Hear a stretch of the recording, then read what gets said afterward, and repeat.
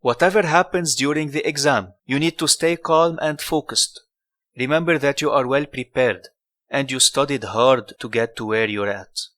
Do not let anything bother you while going through the exam. Even if you feel that you are not getting questions right or that you are taking too long to answer, keep calm and increase your speed accordingly. PMI designs the exam to cover 3.5 hours in normal cases, so you will always have a buffer if you have well prepared and studied for the exam. The exam will start from the minute you are seated and will not, by any circumstance, start a second before. During the exam, time management is essential. Do not keep looking at the clock for every question. You will end up losing around 10 minutes in total. The correct behavior here is to group the questions in sequences of 32 for PMP and 25 for PfMP or PgMP. After each sequence, look at the clock. Continue with the same pace if you're on time, or course correct your pace in case you fall behind. You should set the time needed for each sequence before going to the exam and specifically while doing the second run on the practice tests. The average time for this is usually 30 minutes. This way, the total length of the exam should cover an average of 3.5 hours. Understand that PMI normally starts with lengthy questions at the beginning to make sure that you are efficiently managing your time and catering for the fact that you are not yet tired. So do not panic if for the first sequence of questions you pass your set deadline of 30 minutes. But you need to realize that not all the times the exam starts with lengthy questions. Sometimes it starts with hard ones, which have the same effect on time. And other times it starts with normal questions and includes hard ones in the next sequence. So manage your time wisely. One important note here.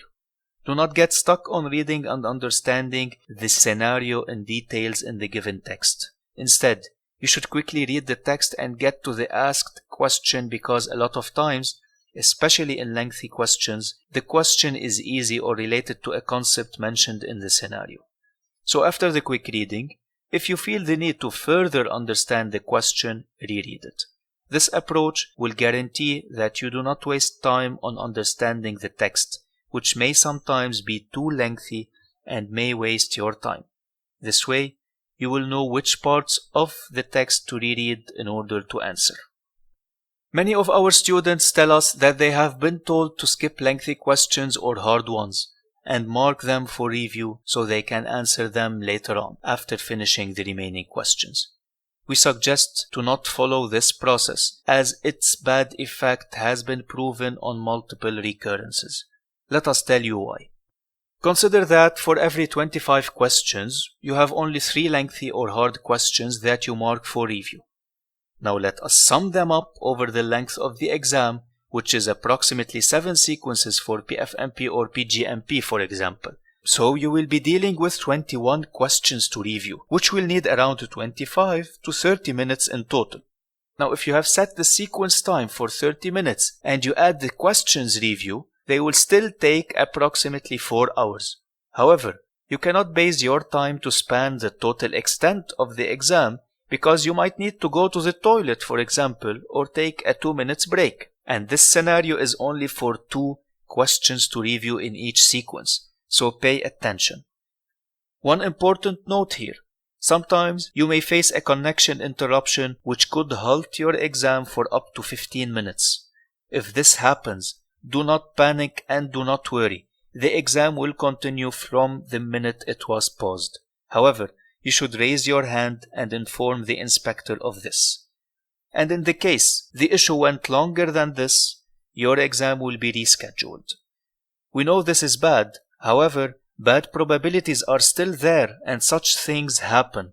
You should schedule the exam for a near date so that you do not lose concepts.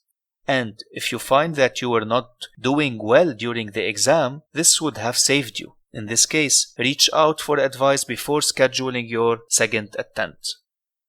Considering that everything went well and you successfully completed the first round of the questions, The system will allow you to check your answers at the end of the exam in 3 groups: unanswered, marked for review, or the whole set of questions. You can choose the group and work your way through the related questions. Our suggestion is that the questions to be reviewed need to be split in 3 categories as follows: unanswered questions, answered questions but no clue if the answer is correct, answered questions but needs a quick reread to make sure that the answer is correct. In the first case, which is the most important one, you will need to filter by unanswered questions and answer all of them. Pay attention to the time here, because you will still need to pass by the second group of questions mentioned above in order to make sure that you are on the safe side. So after finishing the first set, you can start with the next one. Now, here is the trick. How would you differentiate between options 2 and 3 in the exam? The filtration available is just for marked for review.